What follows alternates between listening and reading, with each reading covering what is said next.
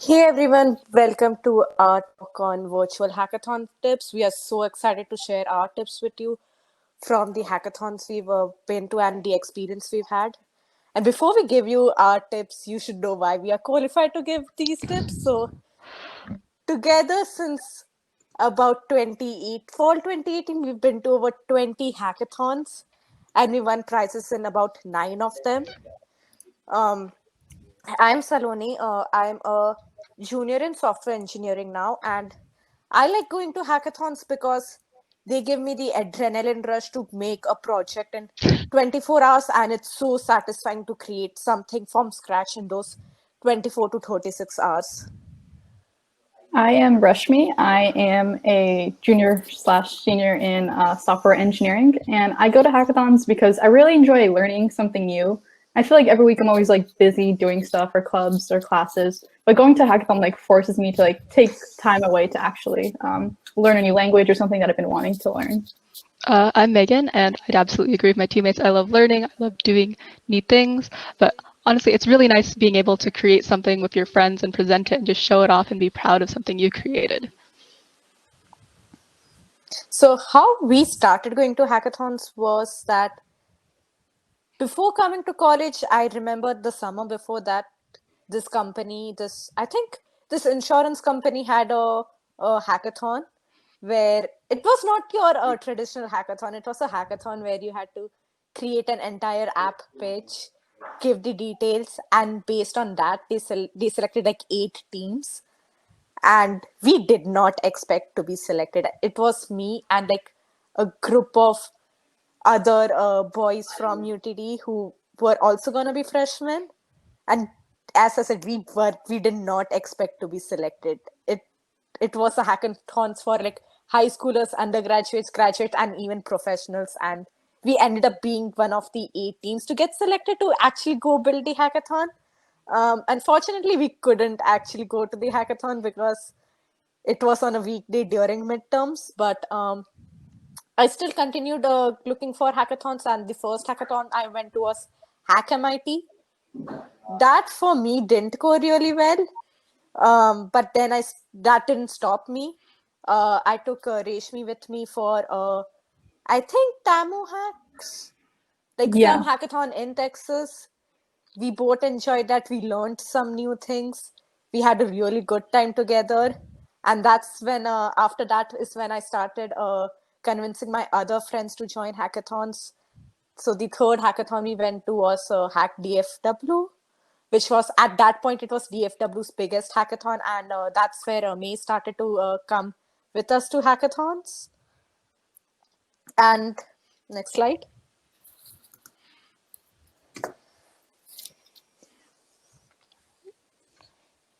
And from going to all these hackathons, starting with this journey, I realized that the mindset from which you enter the hackathon is really, really important.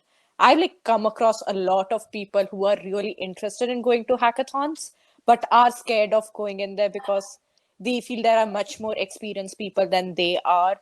And it, I real understand it can be really intimidated at times, but the key here is not to get intimidated. Just take that first step. Just sign up. Just think of it like a step at a time. And now there are a lot of beginner friendly hackathons out there. And like even with VHacked on the Discord channel, I saw that there are so many beginners over there. And right now, there's nothing to be intimidated of. Um, like some hackathons even are entire beginner friendly hackathons. There are so many hackathons out there which also have beginner friendly tracks, which means there are some tracks which you are only eligible for prizes if there are half or more of your teammates are beginners. Like May, for instance, she won a prize at her first hackathon, Hack DFW, which was DFW's biggest hackathon, and a lot of people were far more experienced than us. And it was the first time created a web app. I had never done any web development before that. Um, and one of the key to like preparing your mindset and going to hackathons is decide why do you want to go to hackathons? Do you want to go to learn something new? Do you want to just have fun? Do you want to Just spend some good time with your friends, doing some CS related activities. And the next most important thing is being comfortable. Um, being in this being in this 24-hour deadline can be stressful for some ones, and it's really important that you push yourself a bit, but don't overwork yourself. Keep yourself hydrated. Keep have meals from time to time. Like when we go to hackathons, we eat our body weight in snacks, especially during midnight. So if that works for you, do that, but make sure you eat and drink water.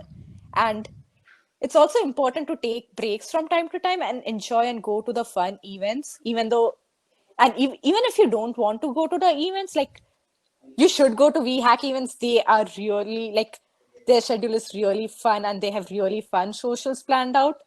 But if you want, you can also take a break, not talking to people. You can just take like few minutes to yourself. You should also, like, since this is online, you should wear like your comfiest clothing possible. Like right now I'm in my pajamas, and I'm usually with it like 3 layers of blankets because that keeps me uh calm and like it doesn't stresses me out. And that is really good because I've been to some hackathons where they don't allow any sleeping materials like pillows or blankets, and we have to like smuggle in like very warm jackets which acts like blankets. um Something else which also helps me is like having plushies around me.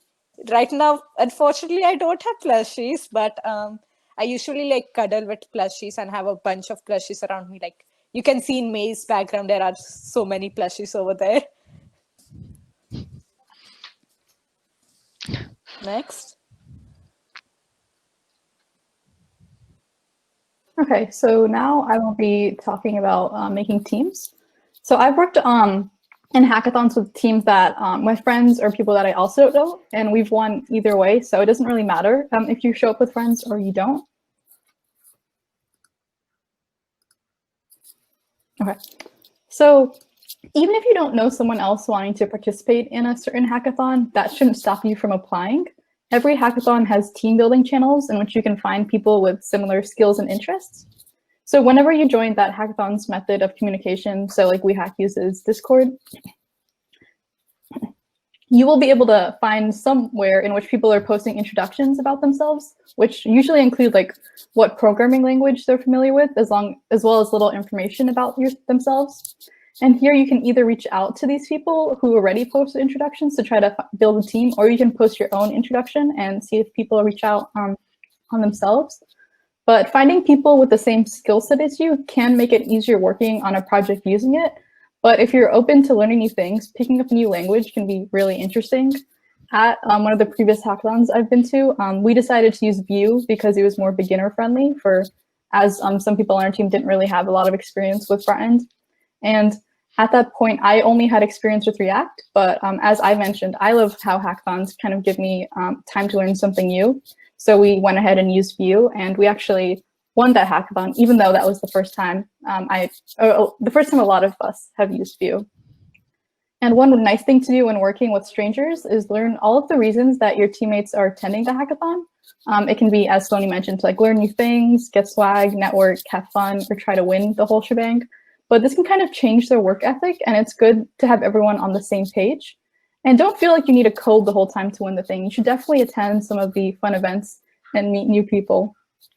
But if you're working with friends, you may already know their skills and their personalities. And working with friends can definitely make the experience more fun and encourage deeper bonding. We knew May from our discrete class before, but we were mostly classroom friends. But after attending our first hackathon, and like we spent like 24 hours together, we became much closer.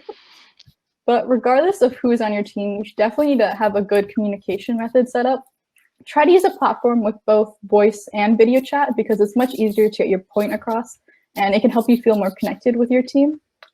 And if you're in different time zones, then make sure you know what deadlines are and plan check-ins. Make sure that you know the convert time zones. Once I had a teammate call me an hour before we agreed to meet up because she didn't realize I was in a different time zone. So definitely make sure to know where everyone is, especially in virtual hackathons. If you're in person, then it doesn't really matter. And for the most part, we typically tend to stay on call during the whole hackathon, but this isn't a requirement. If your team doesn't want to do this, just make sure to plan constant check-ins, as communication is key. You don't really want any blockers to be held there for a while and no one picking up on it. It's better that everyone can know and be able to solve the problem quicker. So the next thing we'll be talking about is brainstorming. So if you already know your team before the hackathon, feel free to, although this is not required, to brainstorm with them a night or a few hours before the hackathon starts. If the sponsored challenges are up beforehand, you can definitely come up with concrete ideas.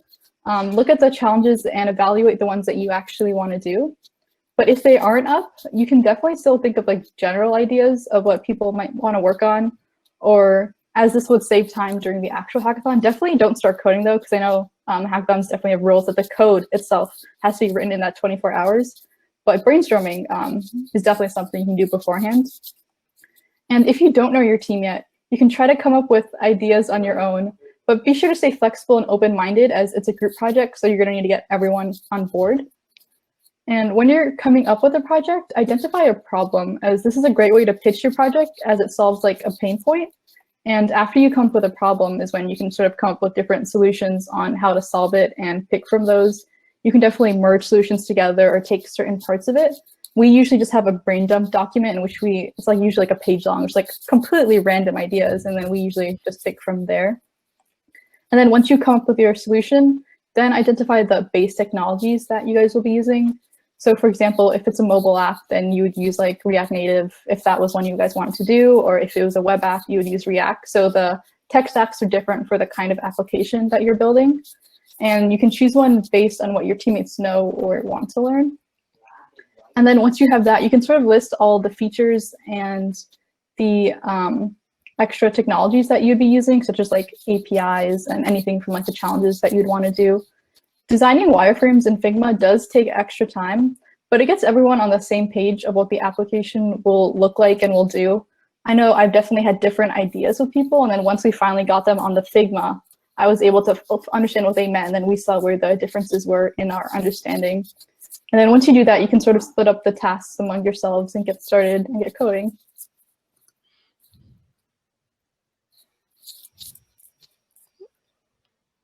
Awesome. So after you have your idea and you plan everything out, of course, the next thing to do is just jump right in. And when you run into roadblocks and issues, the most important thing to remember is to not be afraid to ask for help. We've all been there. You're staring at your code. It's not working. You can't find the issue. But the moment you ask someone else to take a look, they just find your bugs instantly. So don't be afraid to ask your teammates when you're stuck, because you're part of a team and you're all here to learn. For bigger problems, pretty much every hackathon has mentors to help you out. And for virtual hackathons, to speak with them, usually just reach out to them through a PM or a special channel in this case. When you're working on an idea and somehow you realize that it's just not going to work, or if you think of something better, you have to remember that your idea is not set in stone. During our hackathons, like we said before, we do quite a bit of planning beforehand, but our idea never really stays the same throughout the whole hackathon. We change up our ideas as we go. So be flexible. Next slide. So for presenting in virtual hackathons, biggest thing to remember is the time. When you're online, it's really easy to lose track of time when you're just coding away, but you still have to show up your app at the end, and you want to give it the presentation that it deserves. When you're presenting, you need to make sure to really sell your idea. Identify the problem you're solving, explicitly describe and show how you're solving it, and show how easy your UI is to use. If you've got extra time in your presentation, close it out with future plans for your project and how you would improve it if you had more time to code. Some hackathons have you submit a video, and again, for videos, you have to make sure you have enough time.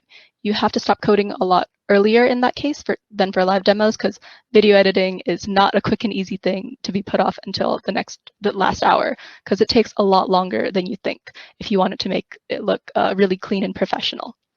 On top of that, you need to make sure you have enough time for not just editing the video, but rendering, uploading it wherever, and letting that site process it so that your judges can view it in time. when recording your demo, you need to plan transitions between all your different screens and functionalities, and really make sure that you know what you're doing before you start recording to really make the best use of your time. Before I start recording, I always write a script and kind of a rough storyboard of sorts before I start anything, and I re-record again and again and again until everything looks and sounds really professional. For live demos, you really do have to do a run through of your presentation before to make sure you sound professional, especially if you're not familiar with the people you're working with, to make sure that you have everything down. As you saw earlier, we had a little bit of technical difficulties, and even if you practice repeatedly, you still might have some, so you got to be ready for that to happen. But in general, make sure screen sharing is working and audio is working. Make sure you know which team member is speaking when, and practice your transitions in between. If you have time requirements, make sure you're fulfilling them if there are any, and make sure that you know that you usually talk faster when you're presenting. And if you're turning on cameras, make sure you didn't just completely roll out of bed and look like you put in a little bit of effort, you know, even though you probably did or didn't sleep at all. Anyway, now we're going to show you one of our own demos that we've done.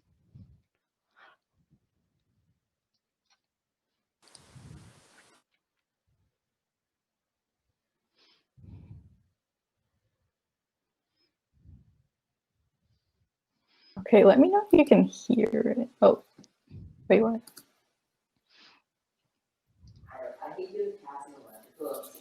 Can you hear it?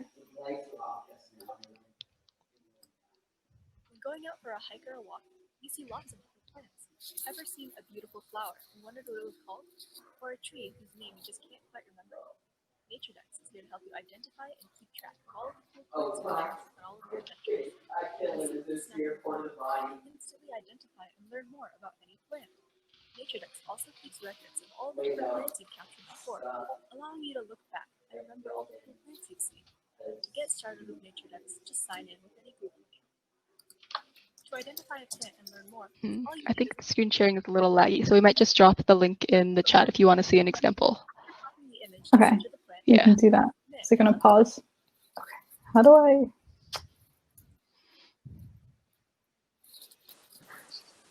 Yeah, I've dropped the link in the chat, and this app was for Backyard Hacks, which was a nature-themed hackathon for MLH, and we created an app where if you are going on a walk, you can just take pictures of flowers or plants, and it shows you what the plant is and gives you information about that. And we won the first prize overall for that.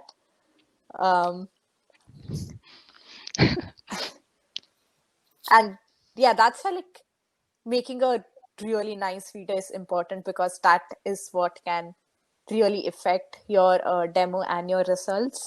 And being both a hacker and a judge, I can like testify on that, because sometimes I've judge really good projects which don't have really nice videos, and it gets really difficult to understand what they're doing. But thank you for coming out. We were here representing Girls Who Code, and they are this really amazing organization on campus who focus on bringing more CS resources to any female or non-binary identifying people on campus. Here are the socials, and they have just two amazing events coming up. There's this intro to GitHub workshop coming up on October 22nd, and intro to front-end development coming up on November 5th. If you have any question, you can hit them up on any of the social medias. And thank you again for coming and listening to us. If you have any questions, we can answer them in chat.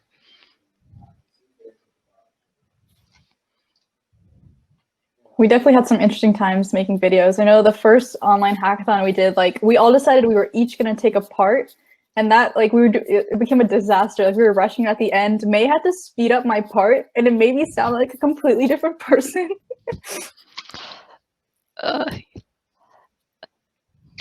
Yeah, we found it's a lot easier to just have one person do all the video, so that you don't have to deal with sending audio and back and forth, dealing with conversions, and just eating up more time.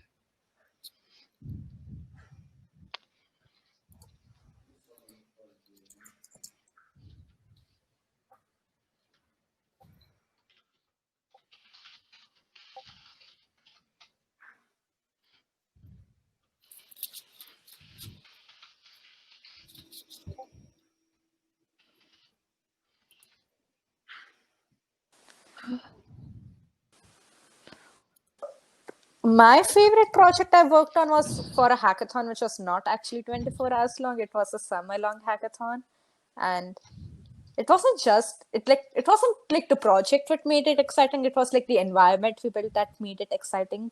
So we had, like, as we said, it's important to have communication. So we had weekly meetings where we used to like talk about what tasks we are supposed to do, what tasks we have done. It was basically like a small update meeting, but we'd also play games a lot.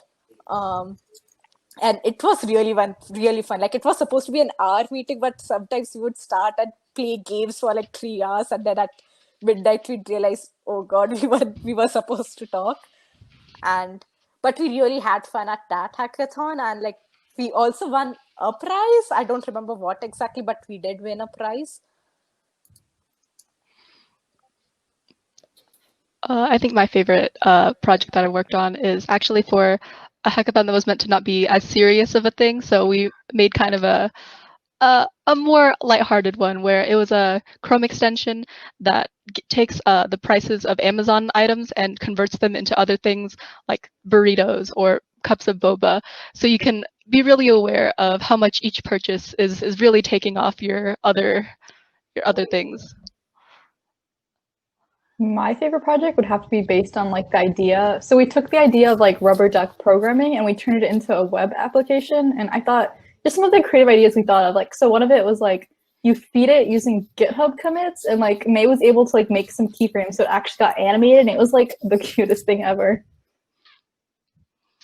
And for conflict, we usually are able to keep conflict down to a minimum because we really like to plan a lot in advance, and we get a lot of our disagreements out there, I think, by really making sure we know what everyone's doing and what our expectations for the app are.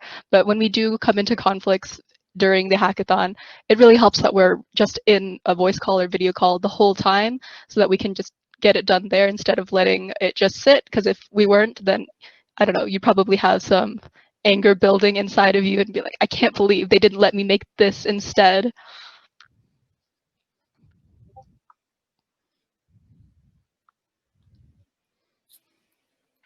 Do we have Us, we've definitely not made an entire project during 24-hour time frame.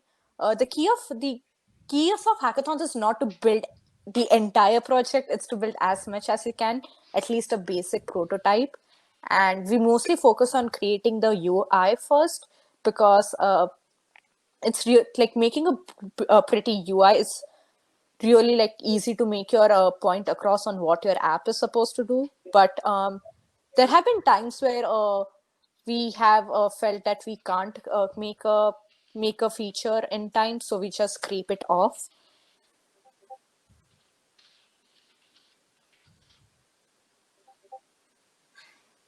And on DevPost is a part that lets you add in future roadmaps, so things that you weren't able to complete but you'd want to add to the application. Cool. Thank you all for your time. I see that it is 12:30, so hopefully those were useful.